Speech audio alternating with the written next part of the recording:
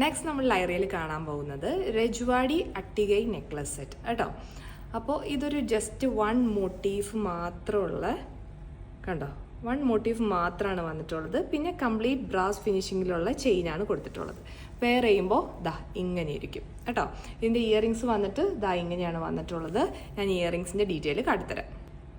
Earrings വന്നിട്ട് ദാ ഇങ്ങനെയാണ് കൊടുത്തിട്ടുള്ളത്. കംപ്ലീറ്റ് ജാലി വർക്കാണ് കേട്ടോ ഇവിടെ കൊടുത്തിട്ടുള്ളത്. കണ്ടോ, ഈ ബിഹൈൻഡ് നോക്കുക എൻ്റെ ഫിനിഷിങ് ദാ ഇങ്ങനെയാണ് വന്നിട്ടുള്ളത്. ഞാൻ വെയർ ചെയ്തിട്ടുണ്ട്, നല്ല ഭംഗിയാണ്.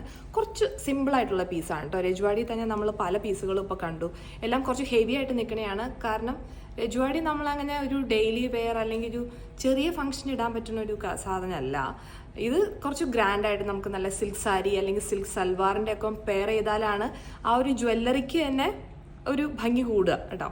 അപ്പോൾ അതുകൊണ്ട് തന്നെ രജ്വാടി പീസസ് എല്ലാം കുറച്ച് ഹെവി ആയിരിക്കും. അതിൽ കുറച്ചൊരു മാറ്റമുള്ളൊരു പീസാണ് ഇത്.